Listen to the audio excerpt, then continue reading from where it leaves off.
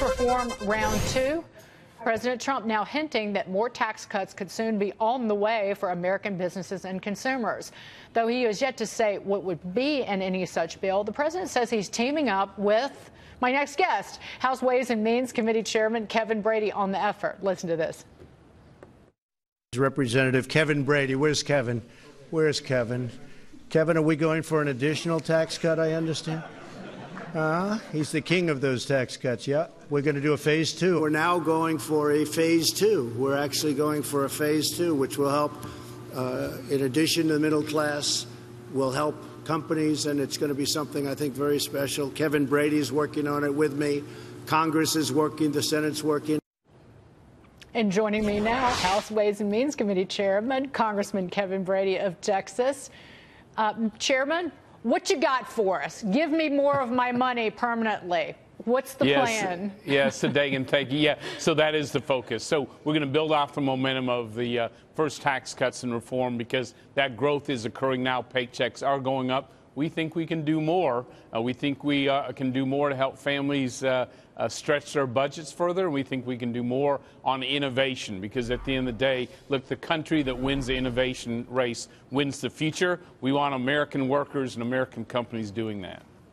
Mr. Brady, please be more specific if you can. Give me a couple of specifics of things that are under serious discussion, maybe some of the things that you've discussed with the president. Yes, so it's early in the process. We've had several discussions, and now the Ways and Means Committee members are starting to develop what could be in a phase 2. But I'll tell you this, it will lead with permanence. The tax cuts for families and small businesses were long-term, but they weren't permanent. We think that's important for growth and certainty.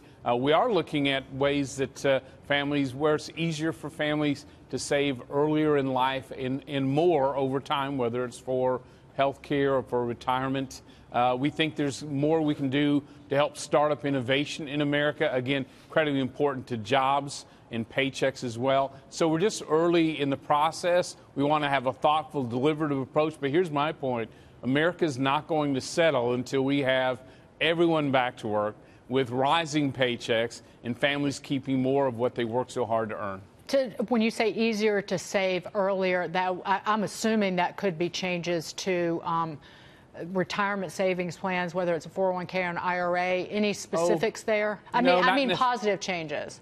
Yeah, positive change. So, look, we think America is not a nation of savers. We want it to be. It's really crucial for families and businesses as well. And by the way, we'll also be looking at pensions. We want to make sure they're adequate and they're secure for the long-term workers. Count on that. Businesses count on that to recruit good workers as well and good employees. So there really is, I will tell you, we did a lot of good things in the Tax Cuts and Jobs Act, but we're always looking to improve. And the final thing I'll say, Dagan, is we know our competitors around the world, whether it's Asia, Europe, and others, are looking to, again, compete aggressively. If they move forward on lowering tax rates, we'll do the same. We want to make sure America never falls behind like it did the last 31 years. Congressman, in terms of, well, by the way, if we save more money, that alone helps reduce our trade deficit. It does. That's part Absolutely of that's does. really the central issue, that we're spenders, not savers as a country. What about cutting capital gains taxes? Is that on the table? So we're going to be looking at a whole range of those issues. We've had discussions about issues like indexing them or really focusing them on, because this investment actually that we're seeing already from the Tax Cuts and Jobs Act is already spurring new jobs, new equipment, new plants, new paychecks. So the obvious question is, can we do more in ways that help workers in their paychecks? I think we can. A lot of supporters of President Trump do not feel this way, but there's certainly many people, economists, other Americans, who are worried about these steel and aluminum tariffs, because they don't call them tariffs, they call them taxes, new taxes that ultimately get filtered to consumers. Where do you stand on the way that they're being implemented? The Commerce Department's saying there are not going to be a lot of exemptions, at least initially, for American businesses. Are your constituents worried about the impact, particularly steel consuming and aluminum consuming businesses who will be paying higher costs potentially? Well, they are, because in Texas we're a major energy area. We use that steel. We do it to export. We do it to drive pipelines and energy production in the U.S. and around the world. But here's the point. I think the president's right.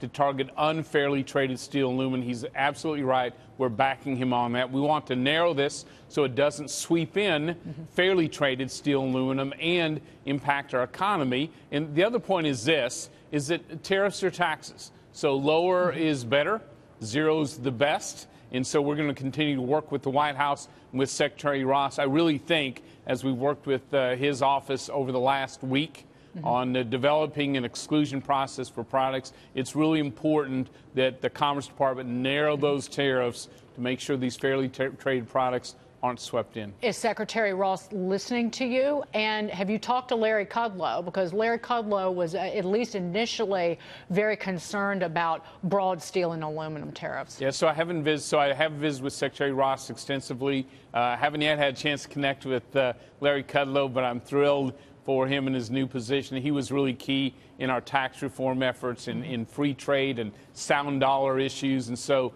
I'm really excited to have him playing this new role. Do passing or making these tax cuts for individuals permanent, does it have a shot, where, given the pushback from Democrats? Because this is a way for Nancy Crumbs Pelosi and all of her cohorts to really have to step up and say, okay, you can't argue that people's taxes are going to go up 10 years from now. Now we're giving you a chance to do something about it. Will they, is the question.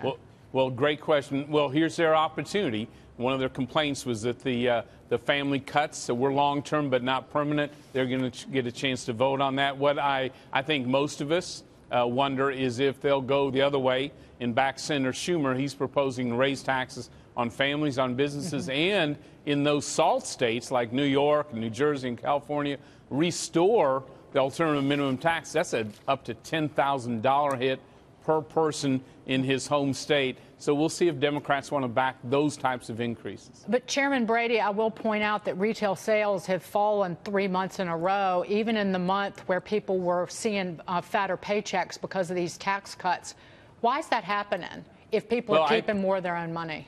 Yeah, so, well, first, we've just begun this. They just have seen this about 3 weeks ago in their paychecks, so it's a little early to tell. But I do hope that families will be saving more, will be putting something aside, whether it's for, school and training for their kids or long-term retirement or maybe in their health savings accounts. So we're hopeful a part of that is going to savings. But I know this, the optimism along Main Street is at record highs. We're seeing investment come back to the United States. All signs are pointed up. And here's maybe the most important point. The best is yet to come.